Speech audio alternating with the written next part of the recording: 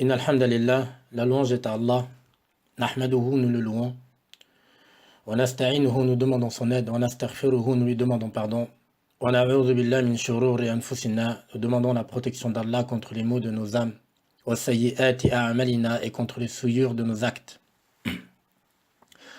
Ma yahdihillahu, celui que Allah guide, fala mudilla lahu, personne ne peut l'égarer. Wa may yudlil, et celui que Allah égare, fala hadiya lahu, personne ne peut le guider. Wa ashhadu an la ilaha illallah, et j'atteste qu'il n'y a de divinité à part Allah, wahdahu, seul, la sharika lahu, et n'a point d'associé. Wa ashhadu, et j'atteste anna Muhammadan, que Muhammad, abduhu, est son serviteur, wa rasuluhu, et messager. Yaqulu Allahu ta'ala, Allah dit dans le Coran, Ya ayyuhalladhina amanu, ô vous qui avez cru, ittaqullah, craignez Allah, haqqa tuqatihi, comme il se doit, wa la tamutunna illa wa antum muslimun, et ne mourrez qu'en tant que musulmans. Wa qala ta'ala, Allah Azza wa Jal dit aussi dans le Coran, Ya ayyuhan nas, ô vous les gens, ittaqu rabbakum, craignez votre Seigneur, alladhi khalaqakum min nafsin wahida, celui qui vous a créé à partir d'une seule et même âme. Wa khalaqa minha zawjaha, et à partir d'elle, il a créé son épouse. Wa batha minhuma, de ces deux-là, il a propagé rijalan kathiran, beaucoup d'hommes, wa nisaa, et de femmes. Wattaqullah, et craignez Allah, alladhi tasa'aluna bihi wal arham, celui par qui vous formulez vos demandes, ainsi que le lien de parenté.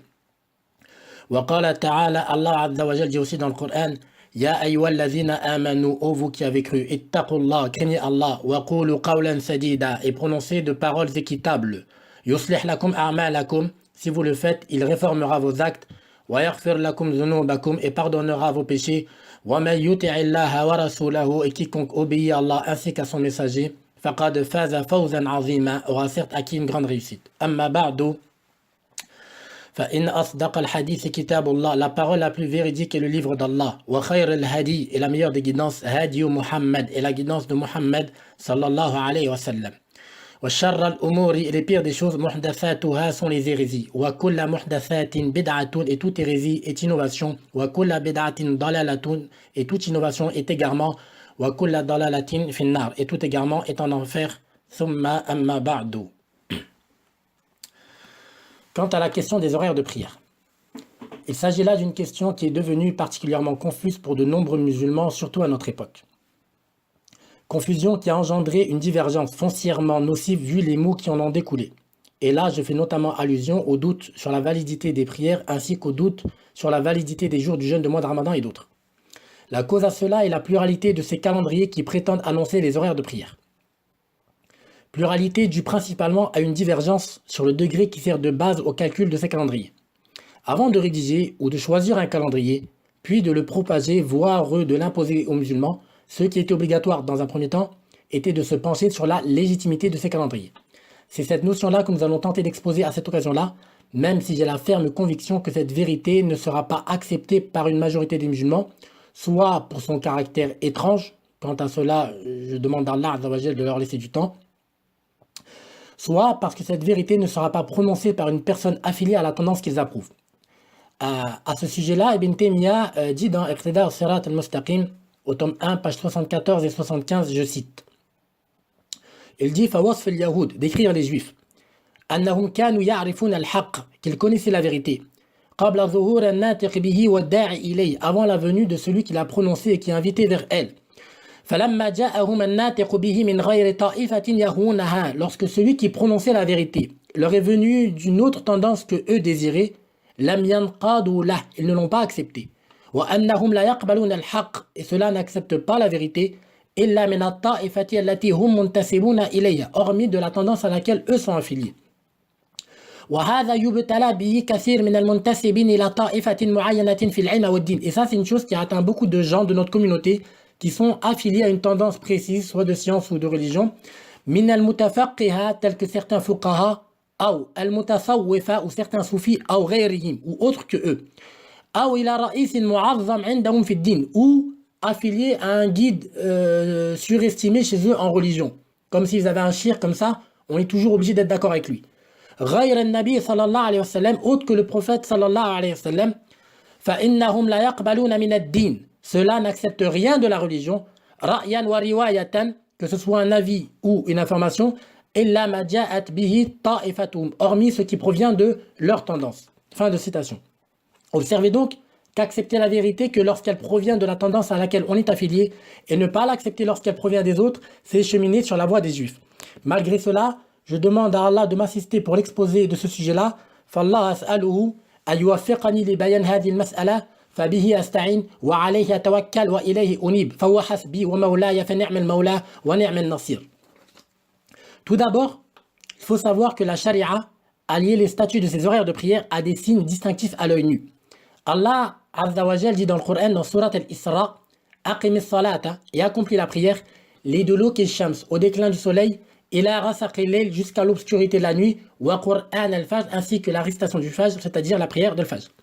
Et Allah Azza wa Jal dit dans le Coran, dans Surat Al-Baqarah, wa kulu washrabu, et mangez et buvez, hatta yatabayyana lakum, jusqu'à que vous distinguiez al-khaytul abyadu min al-khayt al-aswad min al-fajr, le fil blanc du fil noir du Fajr. Et le fil blanc du fil noir du Fajr, c'est une manière de dire à la clarté du jour et l'obscurité de la nuit. La parole d'Allah Azza wa Jal, hatta yatabayyana lakum, jusqu'à que vous distinguiez, est explicite sur le fait que c'est ce qui apparaît à la vue. Ainsi, Allah révéla les signes qui déterminent les horaires de prière, mettant en avant qu'ils se distinguent par la vue à l'œil nu, c'est donc du sensoriel. Depuis la révélation de ces versets du Coran, les musulmans n'ont cessé d'agir ainsi pour connaître leurs horaires de prière ainsi que leurs jeûnes. La situation des musulmans a perduré ainsi jusqu'aux environs de la fin du 4e siècle de l'Hégire, là où on a voulu remplacer ces signes par des calculs astronomiques, ce qui donnera naissance par la suite à ces calendriers. Il est difficile de déterminer qui est la personne qui a instauré le calcul pour déterminer les horaires de prière. La seule chose que je suis en mesure d'avancer à cette occasion-là est qu'il s'agit de l'un de ces scientifiques musulmans du 4e siècle de l'Hégire qui étaient influencés par les sciences héritées de la civilisation grecque et qui les ont véhiculées au sein de la communauté musulmane. Il est notoire qu'on dit que le premier à avoir infiltré la civilisation grecque, dont sa philosophie et ses pensées, dans la communauté musulmane est le calife Abu Ja'far al-Mansour, qui était le second calife de la dynastie abbasside. Mais évidemment, ce n'est pas lui qui a inventé le calcul pour déterminer les horaires de prière.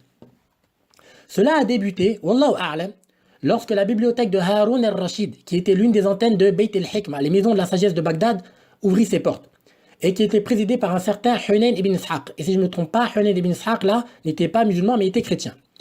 La bibliothèque de Haroun al-Rashid était un pôle où les scientifiques se réunissaient. Ils avaient à leur disposition, évidemment, une bibliothèque, ainsi qu'un observatoire, justement. Cette bibliothèque-là avait pour principale fonction la traduction des ouvrages de scientifiques grecs en langue arabe, tels que ceux d'Aristote et d'autres. On nomme cette période-là, c'est-à-dire le règne de Haroun al-Rashid, l'âge d'or de la science arabe. Précisons tout de même que c'est valable uniquement pour les sciences profanes. La vie intellectuelle y était tellement intense que les écoles rivales en naissaient, les érudits polémiquaient et les controverses instaurées, et ceci dans toutes les sciences. Par exemple, en maths, c'est à cette période-là qu'on a inventé le zéro. Ça a divergé en droit, en médecine, en théologie, en grammaire, comme l'atteste l'opposition des grammairiens de Bassora et Soud-Koufa. C'était à tel point qu'à cette époque-là, même les Occidentaux avaient une expression qui disait « la terre tourne à l'heure de Bagdad ». C'est donc cette période-là qui a donné naissance à des scientifiques musulmans. En bref, ayant excellé dans ce type de science, cette obédience de scientifiques musulmans a donc voulu retrouver tous les domaines de notre religion dans lesquels on pourrait introduire ce genre de sciences qu'ils ont hérité principalement des Grecs. Ils les ont introduites dans plusieurs sujets, mais notamment dans 3 questions très importantes qui engendreront par la suite des conséquences très néfastes au sein des rangs des musulmans. L'âge d'or de la science arabe n'a donc pas eu que des côtés positifs. C'est à noter. Ces 3 questions importantes sont: la première, c'est le fait de vouloir déterminer la direction de la Qibla en prière de façon précise, par un calcul. La seconde, c'est le fait de vouloir déterminer la lune qui annonce les mois lunaires, notamment Ramadan, par le calcul. Et la troisième question, c'est justement le fait de vouloir déterminer les horaires de prière par le calcul. Quant à la première question, le fait de vouloir déterminer la direction de la Qibla, de sorte à être dirigé, soi-disant, vers elle de façon précise, comme on peut le voir, ces boussoles de nos jours qui prétendent nous donner la direction exacte de la Qibla, ou ceux qui nous disent, vous voyez, en prière, non, il faut être un peu plus vers la droite, un peu plus vers la gauche, ou encore, comme on peut le voir dans de nombreuses mosquées, l'imam, lui, qui est plus incliné vers une direction ou une autre que l'ensemble des musulmans qui prient derrière lui. Il est évident que tout cela est foncièrement contraire aux enseignements de notre prophète Mohammed sallallahu alayhi wa sallam, car il a lui-même dicté et instauré ce qui représentait la direction de la Qibla, disant dans un hadith sahih, rapporté par Tirmidhi ibn Majah et d'autres, selon Abu Huraira, Donc le prophète sallallahu alayhi wa sallam dit Ma bayna al-mashriqi wal-maghrib qibla. Ce qu'il y a entre l'est et l'ouest, c'est la qibla. Autrement dit, pour la qibla, il n'y a pas lieu de chercher à être précis. Il n'y a pas lieu de dire c'est un petit peu à droite ou un petit peu à gauche. L'important est que la qibla ne se trouve ni complètement à notre droite, ni complètement à notre gauche, ni évidemment derrière nous. Et tout le reste représentera la qibla. Ce qui va venir confirmer cela, c'est un hadith rapporté par Al-Bukhari et Muslim. Selon Abu Ayyub al-Ansari, le prophète sallallahu alayhi wa sallam dit لا تستقبلوا القبلة بغائط ولا بول ولا تستدبروها ولكن شرقوا أو غربوا. Dans ce hadith, le prophète sallallahu alayhi wa sallam nous dit lorsque vous urinez ou vous déféquez, ne vous tournez pas vers la qibla et ne lui tournez pas non plus le dos, mais tournez-vous vers l'est ou vers l'ouest. Par déduction, dans ce hadith-là, tant qu'on n'est pas tourné vers l'est ou vers l'ouest, on est tourné vers la qibla. Et je souhaite que l'argumentation ait été claire pour tous et pour toutes. Aussi, Ibn Taymiyyah rapporte l'unanimité des savants à ce sujet-là, c'est-à-dire qu'il n'y a pas lieu de chercher à être précis pour la direction de la qibla, mais que, si je peux me permettre l'expression, c'est large. Quant à la divergence qui est attribuée à l'imam al-Shafi'i dans son nouveau mazhab, le mazhab al-Jadid, j'ai résolu cette problématique-là dans mon épître sur les Ahbash. Il n'y a pas lieu de le répéter ici. Donc ça, c'est pour la première question. La deuxième question, c'est le fait de vouloir déterminer l'apparition de la lune qui annonce les mois lunaires, notamment Ramadan, par le calcul. Je prendrai le temps de traiter cette notion-là à une autre occasion, Inch'Allah Azzawajal, mais de façon particulièrement brève et succincte. Pourquoi? Car j'estime que la question de l'unité de la Ummah sous une seule et même autorité est beaucoup plus importante que la question de revenir à la vue. Car il faut savoir qu'à la base, en charia, c'est ce qui ressort des textes, on n'a pas à annoncer le Ramadan chaque pays indépendamment des autres, mais tous les musulmans du monde entier doivent avoir une seule et même annonce. Ça veut dire quoi? C'est-à-dire, par exemple, si on suppose deux cas de figure. Le premier cas de figure, c'est que tous les musulmans du monde délaissent le calcul pour annoncer les mois lunaires. Tous délaissent le calcul, mais et tous reviennent à la vue, mais chaque pays jeûne indépendamment des autres. D'accord? Ça, c'est le premier cas de figure. Le second cas de figure, ce serait que tous les musulmans du monde entier entament leur mois lunaire ensemble, c'est-à-dire entament Ramadan ensemble, terminent Ramadan ensemble, fêtent les Eid ensemble, fêtent Arafat ensemble, etc., etc., etc. Mais l'autorité qui est chargée d'annoncer le Ramadan ou les mois lunaires aux musulmans, elle se base sur un calcul. C'est-à-dire, si on suppose ces deux cas de figure-là, un premier cas de figure où tous les musulmans ont délaissé le calcul, mais tous jeûnent avec leur pays, indépendamment, et le second cas de figure où tout le monde jeûne en même temps ou entame leur mois lunaire en même temps, mais que l'instance chargée d'annoncer les mois lunaires, elle se base sur un calcul-là, si on suppose ces deux cas de figure-là, il faut savoir que c'est le second cas de figure qui est le plus important pour la charia. C'est-à-dire pour la charia, il est plus important qu'on soit tous unis, même si l'autorité, elle, se base sur un calcul plutôt que l'inverse. D'accord? Et comme je l'ai dit, je prendrai le temps de traiter cet aspect-là à une autre occasion, Inch'Allah Azzawajal. Enfin, la troisième question, qui représente le sujet de notre étude à cette occasion-là, c'est le fait de vouloir déterminer les horaires de prière par des calculs, justement. Comme je l'ai dit, il est très difficile de déterminer qui est la personne qui a inventé le calcul pour déterminer les horaires de prière et quel est le moment exact où ces calendriers se sont considérablement propagés. Cela, évidemment, a dû se faire par étapes. Pour ma part, je n'ai fait que survoler. Si quelqu'un souhaite pousser la recherche sur cet aspect-là, ses découvertes seront bienvenues. De toute façon, ça n'a pas beaucoup d'importance. On est tout de même en mesure d'avancer que ça tourne autour de scientifiques qui ressemblent à Al-Khawarizmi, Ibn al-Haytham, Al-Bayrouni et d'autres. Al-Bayrouni, lui, pour sa part, parle explicitement de ce sujet-là dans son fameux Al-Qanoun al-Mas'udi, son livre-là connu qui est intitulé Al-Qanoun al-Mas'udi, au tome 1, page 63 à 67, et au tome 2, page 948 à 950. À la page 950 du second tome, Al-Bayrouni évoque que ses prédécesseurs dans le domaine ont divergé entre le 18 et le 17 degrés. Le fait qu'Al-Bayrouni mentionne cette divergence-là chez ses prédécesseurs va prouver une chose. Ça va prouver quoi? Ça va prouver que depuis le moment même où ces calculs ont été inventés pour déterminer les horaires de prière, la communauté musulmane n'a cessé de diverger et de se diviser. Je dis bien depuis l'invention, c'est-à-dire même au moment où ils ont inventé ces calculs, la divergence est née. Pourquoi? Parce qu'Al-Bayrouni, lui, fait partie des pionniers de ce calcul pour déterminer les horaires de prière. Et lui dit que ses maîtres dans le domaine avaient divergé. Et ces maîtres, évidemment, ce sont les premiers à avoir déterminer le calcul. Et depuis ces calculs-là, comme on peut le voir et l'attester de nos jours, tout le monde est en divergence. Wa ba'd. Il émerge, wallahu a'lam, que le premier à avoir capté que ces calculs ne pouvaient pas donner des horaires exacts et de fait qu'ils ne sont pas conformes à la charia de notre prophète Mohammed sallallahu alayhi wa sallam est Ibn Taymiyyah. En effet, il condamne le procédé de ces calculs pour déterminer les horaires de prière dans son livre qui est intitulé Ar-Rad ala al-Mantiqin, c'est-à-dire Réfutation aux rationalistes, qui est aussi intitulé, livre qui est aussi nommé Nasihat Ahl al-Iman fi Ar-Rad ala al-Mantiq al-Yunan, qu'on nomme aussi, c'est-à-dire Réfutation à la philosophie grecque. C'est-à-dire ça, écoutez bien, Ibn Taymiyyah réfute le procédé du calcul pour déterminer les horaires de prière dans ce qu'il a nommé Rad ala Mantiq al-Yunan, réfutation à la philosophie grecque, élément qui prouve que l'origine de ces calculs des horaires de prière vient de la pensée grecque et qui a été infiltrée dans la communauté musulmane. Au début de son Ar-Rad ala al-Mantiqiyin, Ibn Taymiyyah raconte qu'alors qu'il était à Alexandrie en Égypte, il a rencontré de nombreuses personnes influencées par l'héritage de la civilisation grecque, chose qui l'a poussé à rédiger ce livre-là, Ar-Rad ala al-Mantiqiyin.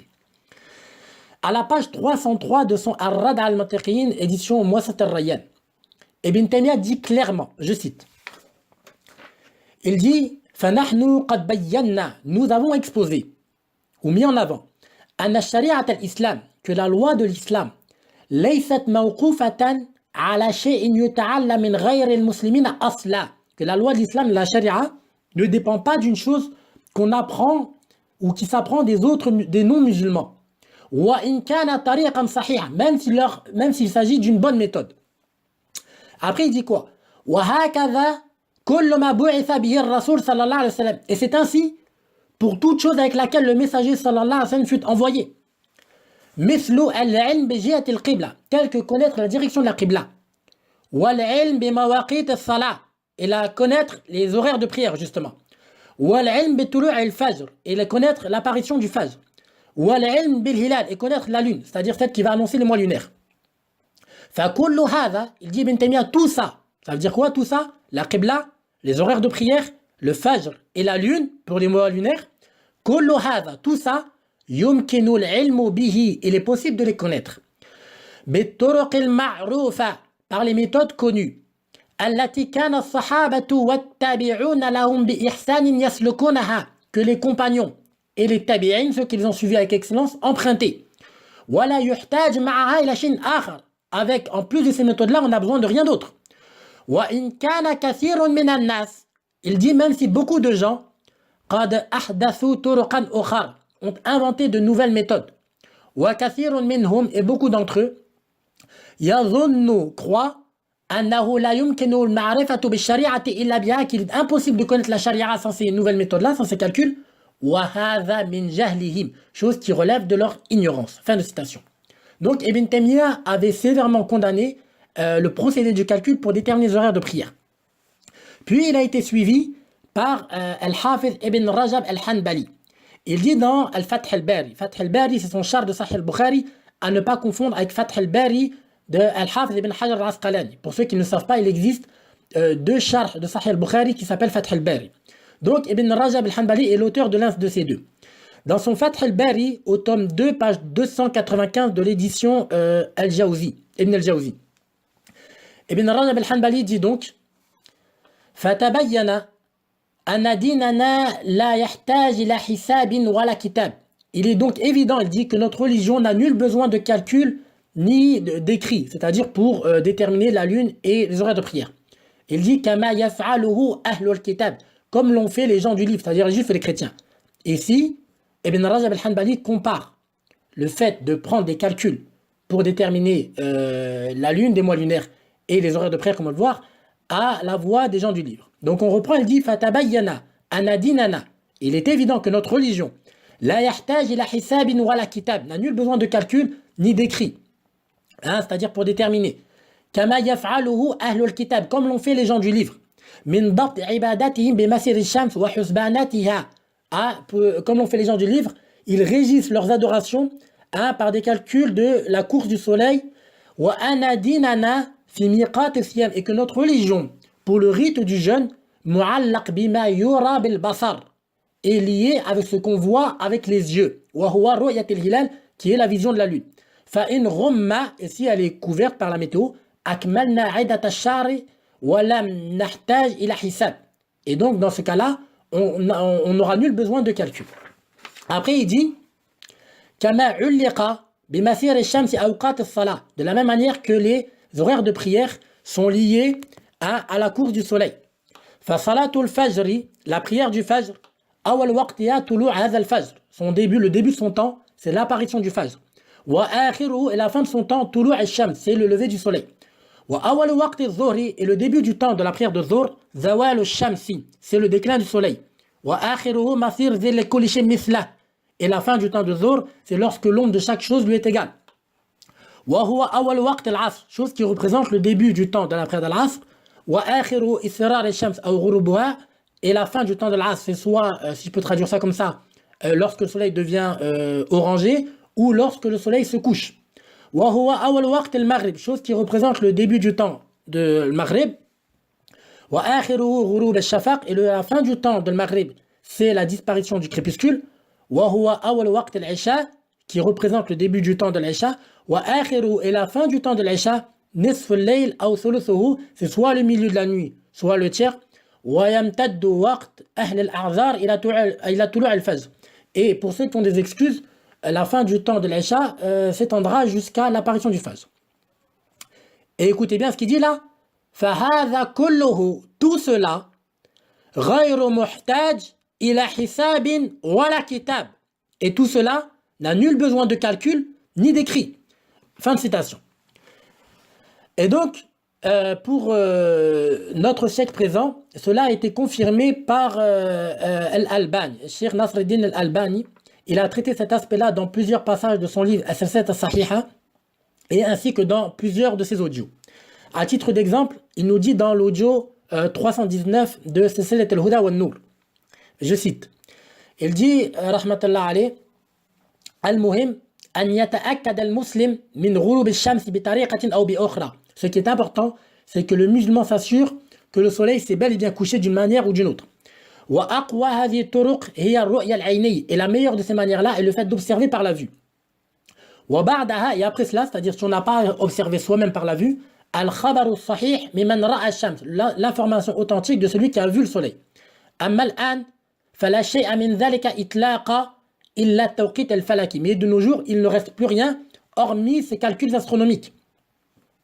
وهذا التوقيت الفلكي, et ce calcul astronomique, كرؤية الهلال الفلكي, et du même type que le fait d'observer la lune par un calcul astronomique. كلاهما يخالف الشريعة الإسلامية. Ces deux calculs sont contraires à la charia de l'islam. فكما لا يجوز إثبات هلال رمضان بعلم الفلك إلا بالرؤية العينية. Donc, il dit de la même manière qu'il n'est pas autorisé d'annoncer la lune de Ramadan par un calcul astronomique, mais ça doit être fait par la vue. كذلك لا يجوز إثبات الإفطار. De la même manière, il n'est pas permis d'annoncer la rupture du jeûne أو أي وقت من الأوقات الخمسة, ou quelconque autre des 5 horaires de prière, إلا بالرؤية البصرية هذه, hormis avec la vision faite par les yeux. تلك حدود الله وتلك حدود الله. Fin de citation. Avant d'exposer en quoi le procédé de ces calendriers n'est pas et ne peut être conforme à la charia islamique, on va tenter dans un premier temps de comprendre le principe de ce fameux calcul. Donc, les auteurs des calendriers se sont dit, voilà la Terre. Puis ils se sont dit, voilà le Soleil. D'accord? Pour une personne qui se trouverait ici, par exemple, d'accord? Son champ de vision, ça va être ça. D'accord? Puis maintenant, on va chercher à savoir où doit être le Soleil pour qu'on puisse dire que ses premières lueurs apparaîtront à son champ de vision. Après ça, on aura deux droites et ça va nous donner un angle. Et le souci des auteurs des calendriers va être de savoir de quel degré doit être cet angle-là. Doit-il être de 15 degrés, de 17 degrés, de 18 degrés, de 21, plus ou moins, etc. Donc ça, c'est pour le Fajr. Maintenant, pour l'Isha, ça va être exactement le même principe, mais cette fois-ci de l'autre côté du globe. Donc pareil, voilà le Soleil. Pour une personne qui se trouverait ici, par exemple, donc son champ de vision, ça va être ça, d'accord? Et pareil, maintenant, on va chercher à savoir où doit être le soleil, mais cette fois-ci pour savoir à quel moment ces dernières lueurs disparaîtront de son champ de vision. Pareil, on aura deux droites et ça va nous donner un angle. Une chose à savoir, c'est que pour beaucoup, je dis pas tous, mais pour beaucoup de personnes auteurs de calendrier, l'angle du Fajr est équivalent à l'angle de l'Isha, chose qui représente une grave erreur, comme on va le voir tout à l'heure au travers d'une parole d'Ibn Taymiyyah, Inch'Allah. Donc, en quoi le procédé de ces calculs pour déterminer les horaires de prière est erroné?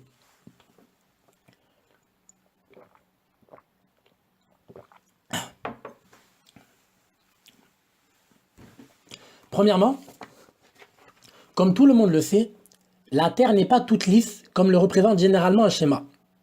Le territoire terrestre est diversifié. Il y a des montagnes, des falaises, des hauts, des bas, des plaines, etc. Certains territoires sont donc plus élevés que d'autres. Ce qui a été omis, volontairement ou non, je ne sais pas, par les auteurs de ces calendriers, est que pour une personne qui se trouve à un endroit donné, il se peut que devant elle se trouve une montagne, par exemple. La charia islamique, contrairement à ces auteurs de calendrier, prend en compte la diversité du territoire terrestre. La charia ne demande pas aux musulmans de se baser, la charia demande aux musulmans de se baser sur ce qui apparaît à ses yeux et n'exige pas de lui qu'il recherche à connaître ce qui peut se trouver derrière ce qui fait partie de son horizon. En d'autres termes, ce n'est pas ce qui est censé exister qui est pris en compte dans la charia, mais c'est uniquement ce qui existe aux yeux des musulmans. Si vous voulez, c'est comme pour le jour du doute. Le jour du doute, c'est quoi? C'est ce 29e jour du mois de Sha'ban dont la météo ne nous permet pas d'observer le ciel afin de savoir si la lune de Ramadan est apparue ou non.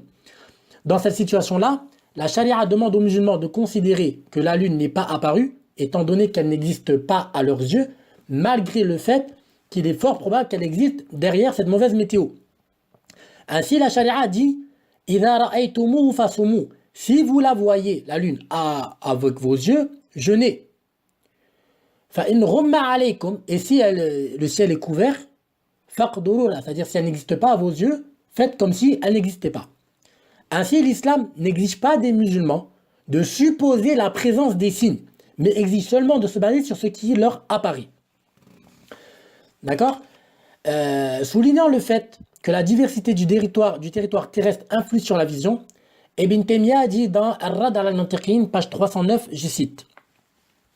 Il dit لأن الرؤية أمر حسي. Il dit parce que la vue est un sens. لها أسباب متعددة qui a différents facteurs. من صفاء الهواء وكدره tel qu'une bonne météo ou une mauvaise météo. وارتفاع المنظر وانخفاضه et ça dépend aussi du fait est-ce qu'on observe d'un endroit élevé ou d'un endroit qui n'est pas élevé qui est bas. وحدة البصر وكلاله ça dépend aussi d'une bonne ou d'une mauvaise vue.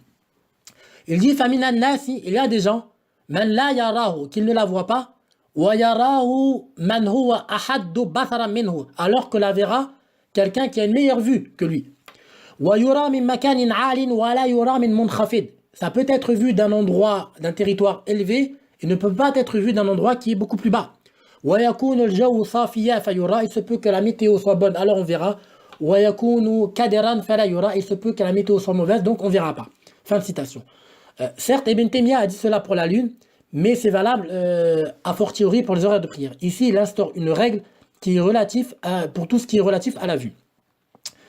Le fait que la diversité du territoire terrestre n'est pas prise en compte pour ces calendriers, chose qui leur est impossible, a contraint les auteurs de ces calendriers à commettre une seconde erreur qui fera l'objet de notre second point. Deuxièmement, il est notoire que ces calendriers donnent un horaire de prière valable pour toute une ville ainsi que pour ses alentours.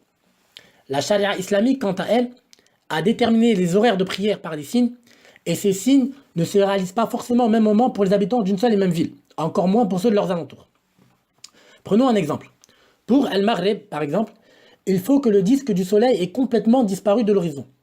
Dès sa disparition complète, c'est le début de l'heure pour Salat al-Maghrib, et c'est aussi à ce moment-là qu'il faut rompre le jeûne. Je ne crois pas, voire je suis certain, que pour tous les habitants d'une ville comme Le Caire, Istanbul ou Paris, le soleil ne se couche pas en même temps. Et ça, il suffit de faire l'expérience pour le constater. Mais pour ces calendriers-là, le soleil doit se coucher exactement au même moment pour tous les habitants de ce genre de ville et même pour ceux de leurs alentours. Alors que notre prophète sallallahu alayhi wa sallam nous a interdit de prier et d'enterrer nos morts à ce moment-là, c'est-à-dire au coucher du soleil, et alors que le prophète sallallahu alayhi wa sallam dit dans un hadith sahih, ma communauté ne cessera d'être dans le bien tant qu'elle empressera de couper le jeûne, de rompre le jeûne, il y a forcément une partie de la communauté qui n'empresse pas la rupture du jeûne, et il y a forcément au moins une partie de la communauté qui n'accomplit pas la prière de Maghrib en son temps, et tout ça est exclusivement dû à ces calendriers. Et pour la question de la diversité du territoire au niveau d'une ville, l'imam al-Albani rahmatullah alayhi, a une parole qui va dans ce sens dans son livre As-Silsilat as-Sahiha au tome 7, page 1303. Troisièmement, une chose que la plupart ignorent et qui est confirmée par la science moderne, l'astronomie moderne, et qui a échappé aux partisans du calcul pour déterminer ses horaires de prière, c'est que les différentes saisons influent sur les signes qui indiquent les horaires de prière. Ibn Taymiyyah, lui, avait pris conscience de cela. Il a détaillé cet aspect-là dans Ar-Radd ala al-Mantiqiyin, page 311. Sauf que la parole est assez longue, je ne vais pas prendre le temps de la traduire ici, mais il a résumé, ou il a fait allusion à cet aspect-là dans son Majmu' al-Fatawa, au tome 25, page 208, et je vais vous le citer, le traduire maintenant. Là. Donc il dit, Cheikh l'Islam Ibn Taymiyyah, dans Majmu' al-Fatawa, au tome 25, page 208, je cite, il dit, wa sababu dhalik, la cause à cela, annahum dabatu bil hisab, ma la yu'lamu bil hisab, et qu'ils ont voulu déterminer par le calcul une chose qui ne peut pas être connue par un calcul. فأخطأوا طريق الصواب, ils sont donc égarés de la voie du juste. وقد بسطت الكلام على ذلك في غير هذا الموضع, et il dit j'ai détaillé les paroles à ce sujet-là à un autre endroit. Et wallah alam, ici il fait allusion à ce passage de Ar-Radd ala al-Mantiqiyin, page 311 que je vous ai indiqué tout à l'heure. Après il dit وبينت أن ما جاء به الشرع الصحيح هو الذي يوافقه العقل الصريح, et j'ai exposé que ce qu'a apporté la charia authentique est en conformité avec la saine raison. كما تكلمت على حد اليوم أيضا, il dit j'ai aussi parlé de ce qui délimite le jour, c'est-à-dire le fajr. وبينت أنه لا ينضبط بالحساب, écoutez bien, il dit وبينت أنه لا ينضبط بالحساب, et j'ai exposé qu'il ne peut pas être déterminé par le calcul. Il dit le fajr ne peut pas être déterminé par un calcul. Il dit pourquoi? لأن اليوم يظهر بسبب الأبخرة المتصاعدة, parce que le jour apparaît par la cause des lueurs qui s'élèvent dans le ciel. Il dit فمن أراد أن يأخذ حصة العشاء من حصة الفجر. Quant à ceux qui veulent connaître le créneau de l'horaire de l'Isha de celui du Fajr, et là il fait allusion à ceux qui déterminent le calcul, c'est-à-dire فمن أراد أن يأخذ حصة العشاء من حصة الفجر, ceux qui veulent connaître le créneau d'horaire de l'Isha et celui du Fajr par le calcul, c'est-à-dire إنما يصح كلامه, leur parole aurait été authentique. فيما لو كان الموجب لظهور النور وخفائه مجرد محاذاة الأفق التي تعلم بالحساب. C'est-à-dire leur calcul là, aux partisans du calcul, leur parole aurait été authentique si ce qui engendre la lumière, les ظهور النور, c'est-à-dire pour l'apparition du Fajr, وخفائه et sa disparition, c'est-à-dire pour l'Isha, مجرد محاذاة الأفق, un simple trait à l'horizon, التي تعلم بالحساب, qu'on peut connaître par un calcul. Après, il dit فأما إذا كان للأبخرة في ذلك التأثير, mais il dit mais vu que les lueurs influent sur cela, c'est-à-dire sur l'apparition et sur la disparition de la lumière, والبخار يكون في الشتاء والأرض الرطبة أكثر مما يكون في الصيف والأرض اليابسة, et alors que cela est plus abondant en hiver alors que la terre est humide, plutôt qu'en été alors que la terre est sèche, كان ذلك لا ينضبط بالحساب, chose qui ne peut pas être déterminée par un calcul. فسدت طريقة القياس الحسابي. Écoutez bien ce qu'il dit. فسدت طريقة القياس الحسابي. La méthode du calcul est donc alors vaine. ولهذا, il dit c'est pour cela. توجد حصة الفجر في زمن الشتاء أطول منها في زمن الصيف. C'est pour cela que le créneau d'horaire du Fajr est plus long en hiver alors que la terre est humide plutôt qu'en été. والآخذ بمجرد القياس الحسابي يشكل عليه ذلك, et celui qui se contente du calcul pour déterminer le Fajr, cela le met dans l'embarras. لأن حصة الفجر عنده تتبع النهار وهذا أيضا مبسوط في موضعه والله سبحانه أعلم وصلى الله على محمد. Fin de citation. Je dis, il est probable, wallahu a'lam, que cela est l'une des causes qui a engendré les divergences chez les partisans du calendrier là, entre leurs fameux 18 degrés, 19, 15, 21, plus ou moins, etc. Ça veut dire quoi? Parce que tous prétendent avoir vérifié. C'est-à-dire le partisan du 15 degrés dit on a vérifié, celui du 17 degrés dit on a vérifié, 19,5 dit on a vérifié, 18 dit on a vérifié, etc. Ce qui a dû se passer, wallah a'lam, c'est juste une hypothèse de ma part, c'est que certains ont dû vérifier alors que c'était l'été. Et ils en ont déduit, par exemple, que ça se rapprochait plus du 15 degrés. D'autres ont vérifié alors que c'était l'hiver. Et ils en ont déduit, par exemple, que ça se rapprochait plus du 18 degrés, ne sachant pas que les saisons influent sur cela. Et je sens la question venir, c'est pas la peine de nous dire on n'a qu'à faire des observations qui seront valables tous les étés et des observations qui seront valables tous les hivers, etc. Non. Pourquoi? Tout simplement parce qu'il est possible qu'un été soit plus sec qu'un autre, il est possible qu'un hiver soit plus humide qu'un autre, etc. Quatrièmement, en somme, comme nous l'avons exposé, la charia a lié les statuts de ces horaires de prière par des signes distinctifs par la vue, autrement dit, au sens. Et tout ce qui est relatif au sens ne peut pas être défini par un calcul. Par exemple, Allah dit dans le Coran وَكُلُوا وَاشْرَبُوا حَتَّى يَتَبَيَّنَ لَكُمُ الْخَيْطُ الْأَبْيَضُ مِنَ الْخَيْطِ الْأَسْوَدِ مِنَ الْفَجْرِ. Il dit mangez et buvez jusqu'à que vous distinguiez le fil blanc du fil noir du fajr, c'est-à-dire jusqu'à que vous distinguiez la clarté du jour de l'obscurité de la nuit. C'est-à-dire c'est jusqu'à que vos yeux distinguent la lumière du jour de l'obscurité de la nuit. Vouloir déterminer cette notion-là par un calcul, c'est comme si on nous disait وَكُلُوا وَاشْرَبُوا حَتَّى تَشْبَعُوا et mangez et buvez jusqu'à que vous soyez rassasiés. Puis que nous vienne une obédience de scientifiques nous dire on peut déterminer par un calcul à quel moment vous serez rassasiés. D'accord? Et nous disent par exemple, hein, avec 5 cuillères de riz, tu seras rassasié. Puis ces scientifiques divergent. Est-ce que c'est avec une cuillère de 5 cm sur 4 ou de 3 cm sur 2 ou de tant de profondeur ou non, etc. etc. N'importe quelle personne dira que ces calculs ne pourront jamais déterminer à quel moment je serai rassasié. Tout le monde dira, laissez-moi tranquille avec ces calculs, donnez-moi n'importe quelle cuillère avec un plat, je mange. Dès que je serai rassasié, je le serai mieux que vos calculs. Donc c'est pour ça, quand on nous dit وَكُلُوا وَاشْرَبُوا حَتَّى تَشْبَعُوا et mangez et buvez jusqu'à que vous soyez rassasiés, j'ai pas besoin de calcul. Mon sens, ce que je ressens, ne peut pas être déterminé par un calcul. Et là, c'est pareil. وَكُلُوا وَاشْرَبُوا حَتَّى يَتَبَيَّنَ لَكُمْ الْخَيْطُ الْأَبْيَضُ مِنَ الْخَيْطِ الْأَسْوَدِ مِنَ الْفَجْرِ. Mangez et buvez jusqu'à que vos yeux distinguent la clarté du jour de l'obscurité de la nuit. J'ai pas besoin de calcul. Quand mes yeux y verront clair, ils le sauront mieux que les calculs. Et ça, c'est une chose badahi, comme on dit, ça va de soi. D'accord? Ça ne nécessite pas d'argument ni de parole de savant, mais afin de soutenir ce que je dis, je vais avancer une parole d'Ibn Taymiyyah. Il dit donc, Cheikh Islam Ibn Taymiyyah, dans Ar-Rad al-Nantiqiyin, je cite. Il dit فَلَمَّا كَانَتْ أَسْبَابُ الرُّؤْيَةِ لَا تَنْضَبِطُ بِالْحِسَابِ. Et alors que les facteurs de la vue, tout ce qui engendre la vue, ne peut pas être déterminé par un calcul, لَمْ تُمْكِنْ مَعْرِفَةُ وَقْتِ الرُّؤْيَةِ بِالْحِسَابِ. لَمْ تُمْكِنْ مَعْرِفَةُ وَقْتِ الرُّؤْيَةِ بِالْحِسَابِ. Il est impossible de connaître le moment de la vue par un calcul. Wallahu a'lam.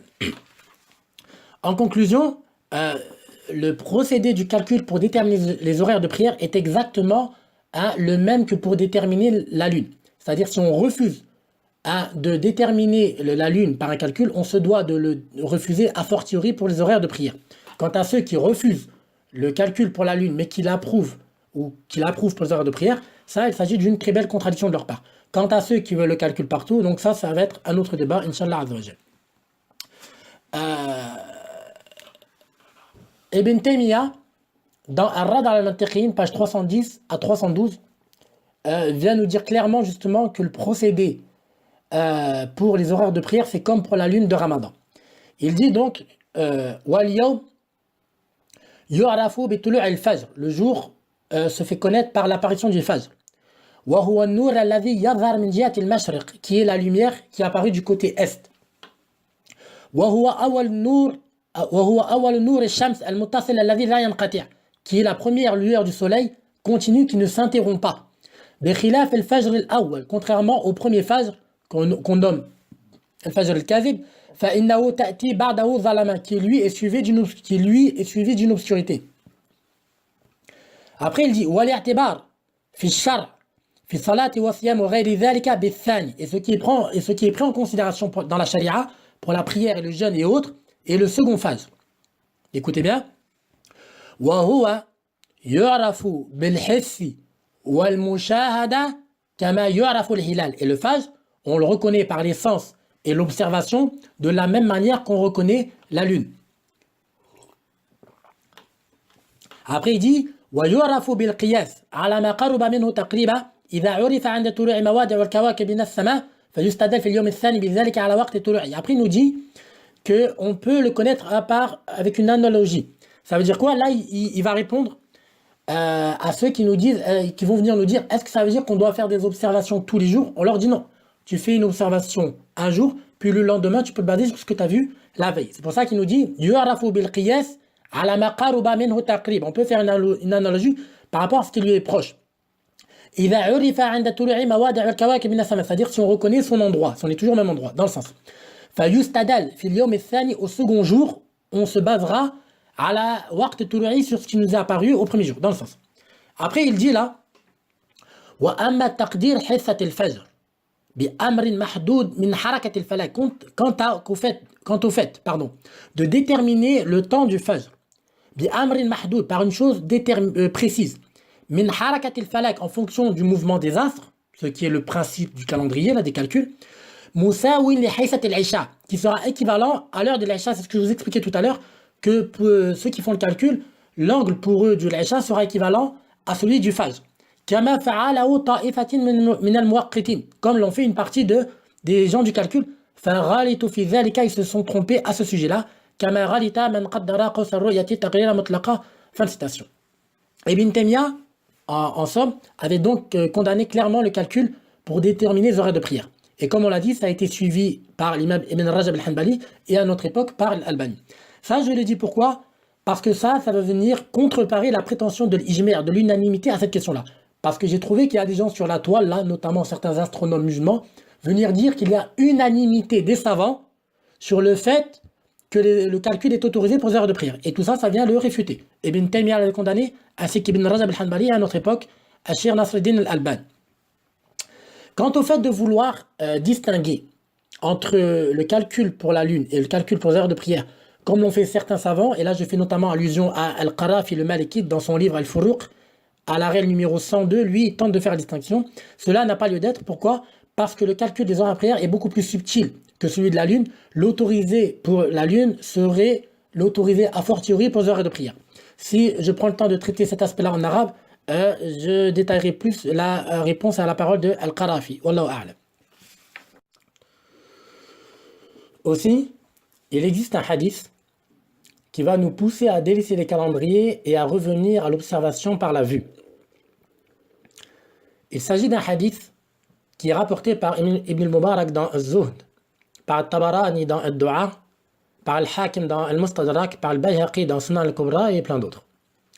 Hadith que l'imam al-Allama Cheikh Nasruddin al-Albani a authentifié dans As-Silsilat al-Sahiha. Plus exactement, il s'agit d'un hadith Hassan, vu que sa chaîne contient un certain Ibrahim al-Saksaki, qui, malgré le fait qu'il fasse partie de Rijal al-Bukhari, des rapporteurs de Sahih al-Bukhari, il y a une légère critique sur sa mémoire, comme l'ont mentionné Ahmed al-Nasai et d'autres.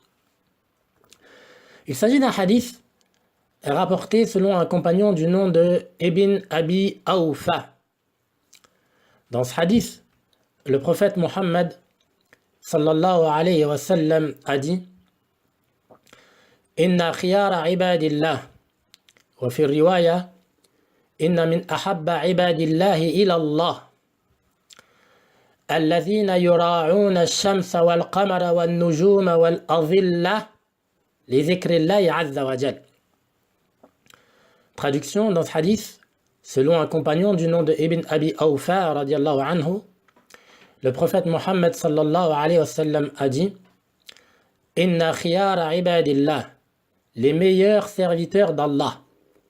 Et dans une autre version, Inna min ahabba ibadillahi ilallah, les serviteurs d'Allah les plus aimés auprès d'Allah sont alladhina yura'una, ceux qui observent, qui prennent en compte, qui scrutent ash-shams, le soleil, wal qamar, la lune, wal nujum, les étoiles, wal azilla, et les ombres, les zikrillahi azza wa jal, pour le rappel d'Allah azza wa jal. Et il est évident que la prière fait partie des meilleurs rappels d'Allah azza wa jal.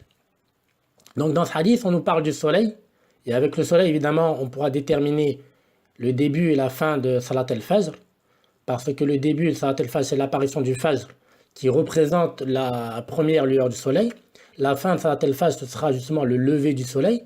Ça va aussi nous servir pour déterminer la fin de Salat al-Asr, vu que la fin de Salat al-Asr, selon un avis, c'est lorsque le soleil devient orangé, et dans un autre avis, c'est lorsque le soleil se couche.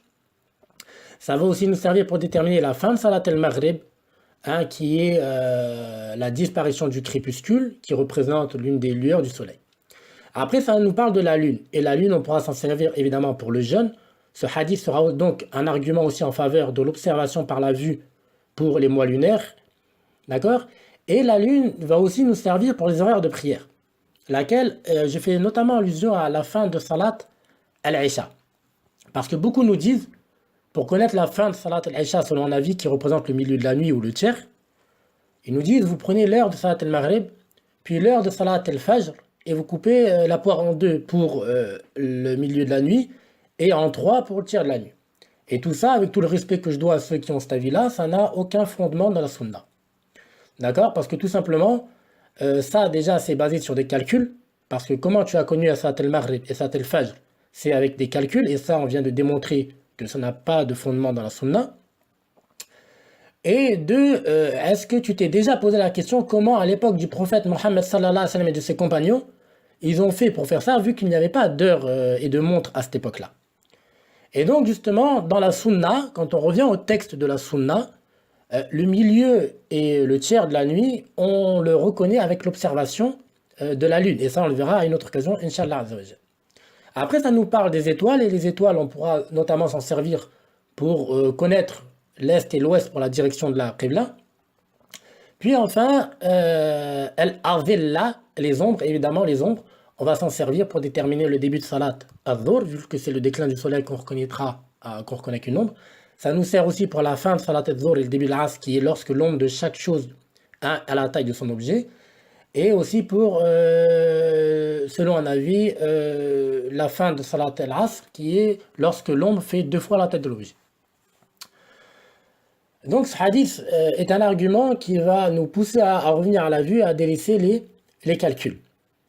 Après être tombé sur ce hadith-là, et m'en être servi comme argument pour dire qu'il fait allusion aux horaires de prière, notamment, car c'était une argumentation qui m'était propre, j'ai découvert que certains imams s'en étaient aussi servis pour argument pour observer les signes des horaires de prière. En effet, l'imam al-Bayhaqi argue aussi avec ce hadith-là pour l'observation des signes des horaires de prière dans As-Sunan al-Kubra, vu qu'il rapporte ce hadith-là sous un chapitre qu'il a intitulé Bab Mura'at Adillat al-Mawaqit, chapitre de l'observation des signes des horaires de prière. Aussi, Al-Barawi, dans Sharh al-Sunnah, rapporte ce hadith sous un chapitre qu'il a intitulé Bab Mura'at al-Waqt, chapitre pour l'observation ou la prise en compte du temps pour les horaires de prière. C'est par là que le succès et la réussite se produisent. Après cela, ce qui va sûrement se produire est que certains vont s'en tenir au fatwa de certains savants qu'ils ont trouvés, ou au fait de dire oui, mais il y a divergence dans la question. Parce que ça, c'est un fléau auquel nous sommes confrontés de nos jours. Chaque fois qu'on avance une question fondée sur des arguments légitimes et sur des inférences justifiées, on nous rétorque oui, mais il y a divergence, il y a khilaf. À notre époque, la plupart des gens, la seule chose qu'ils savent dire, c'est il y a divergence. Ou j'ai une fatwa qui dit que. Pour ces personnes-là, je vais me contenter de leur citer une parole d'Ibn al-Qayyim. Je ne vais pas m'attarder sur cet aspect-là, car ce n'est pas mon sujet là. Il dit donc l'imam Ibn al-Qayyim à cette catégorie de personnes-là, Al-ilmu, qala Allahu, qala Rasuluhu, qala as-sahabatu, laysa bit-tamwih, mal ilmu nasbaqa lil khilafi safahatan, bayna ar-rasul wa bayna ar-ray faqih. Traduction approximative, il dit donc l'imam Ibn al-Qayyim pour ces gens-là, il dit Al-ilmu qala Allah, la science c'est Allah a dit. Qala rasuluhu, le messager d'Allah a dit. Qala sahabatu, et les compagnons ont dit. Laysa bit-tamwi, la science n'est pas le fait dans le sens que tu jongles entre certains avis et d'autres. Mal ilmu nasbaqa lil khilaf safahatan, la science n'est pas le fait que tu t'en tiennes à une divergence de façon naïve. Bayna ar-rasul wa bayna ar-ray faqih, entre les paroles du messager et celles d'un savant. Et j'espère ne pas entendre que les paroles de savants qui ont été citées au travers de cet exposé, celles d'Ibn Taymiyyah, d'Ibn Rajab et d'Al-Albani, sont de cet ordre-là.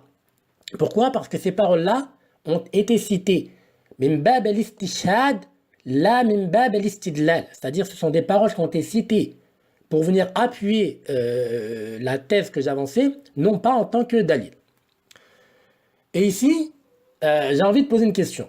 De toute façon, est-ce qu'il y a déjà un savant qui a dit que le calcul pouvait être prépondérant sur la vision? Ça, je ne pense pas que ce soit déjà arrivé. Wallah a'lam. Et donc, même si ces calendriers, selon certains, seraient permis, la vision reste meilleure. Et ça, c'est censé faire preuve d'unanimité.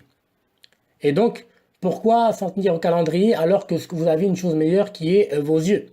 Allah Azza wa Jal dit dans le Coran, Atastabdiluna alladhi huwa adna billadhi huwa khayr. Échangerez-vous ce qui est plus vil au profit de ce qui est meilleur? Allah a'lam. Et pour conclure, je sais que maintenant, plusieurs questions vont se poser. Notamment la question comment apprendre à connaître les horaires de prière par la vue. Va aussi se poser comme question devons-nous arrêter de prier? Est-ce que ça veut dire qu'on doit arrêter de prier avec tous ceux qui se basent sur un calendrier ou le calcul? Autre question qui peut se poser, si on délaisse les calendriers, comment les musulmans auront connaissance de l'heure à laquelle la prière est accomplie à la mosquée, etc. etc., etc. Pour la première question, comment apprendre à connaître les horaires de prière par la vue? Pour cette question-là, Inch'Allah, j'aurai une seconde vidéo justement qui sera explicative dans laquelle je vais démontrer ou je vais expliquer comment on apprend à reconnaître les horaires de prière par la vue, Inch'Allah, qu'Allah facilite. Pour la seconde question, est-ce que ça signifie qu'on doit arrêter de prier derrière tous ceux qui se basent sur le calendrier ou sur le calcul? On dit bien sûr que non. On ne dit pas qu'il faille délaisser la prière avec le groupe des musulmans, même si c'est pour mettre en place une autre prière en commun. La prière en commun est une notion capitale dans l'islam, et ça on en a conscience, et qu'il ne faut pas prendre à la légère. À ce titre-là, je souhaite rapporter un événement qui s'est produit à l'époque des compagnons. Et ça, ce que je vais vous raconter là, c'est cité dans le Bukhari et d'autres. À l'époque des compagnons, il y avait un dirigeant du nom de Al-Walid ibn Uqba ibn Abi Mu'ayt. Il s'agissait d'un dirigeant qui était alcoolique, qui buvait de l'alcool. Et lui, il dirigeait la prière à la mosquée pour les compagnons. Et là, on rapporte qu'une fois, il s'est rendu à Salat al-Fajr, la prière del-Fajr, et il a fait exprès de prier la prière del-Fajr en 4 rak'at. Et après s'être retourné, après avoir clôturé la prière et s'est retourné vers les musulmans qui priaient derrière lui, il y avait là de nombreux compagnons, il leur a dit quoi? Il leur a dit « Azidukum » vous voulez que je vous en rajoute? Dans le sens, ça ne vous suffit pas, 4, vous en voulez 5, 6, 7, 8. Et qu'est-ce qu'ont rétorqué les compagnons, notamment Abdullah ibn Mas'ud qui était là. Abdullah ibn Mas'ud lui a dit quoi? Ma zalna ma'aka mundhu al-yawm fi ziyada. Nous cessons d'être avec toi depuis ce jour dans ce rajout que tu fais. C'est-à-dire les compagnons, même avec cette aberrance qui s'était produite de la part d'un dirigeant, ils n'ont pas dit on arrête de prier derrière lui, ou on va prendre un appartement ou une salle et on va accomplir une prière, etc., etc. Donc observez la notion ou l'importance que les compagnons du prophète sallallahu alayhi wa sallam donnaient à la prière en commun et ce qu'on peut attester de nos jours-là, wallah al-musta'an. Donc concrètement, comment agir justement dans le concret alors qu'on dit qu'il ne faut pas se baser sur les calendriers de calcul et qu'il faut revenir à la vue? Pour cela, j'ai rédigé un article et vous trouverez le lien de cet article-là dans la description de la vidéo. Je vous invite à le lire. Quant aux autres questions qui vont se poser, je ne vais pas répondre à tout maintenant, je laisse l'évolution des choses faire. Au fur et à mesure, je répondrai. Wallahu wali tawfiq, c'est par Allah Azza wa Jal que le succès et la réussite se produisent. Wallahu a'lam wa sallallahu ala Muhammadin wa ala alihi wa sahbihi ajma'in.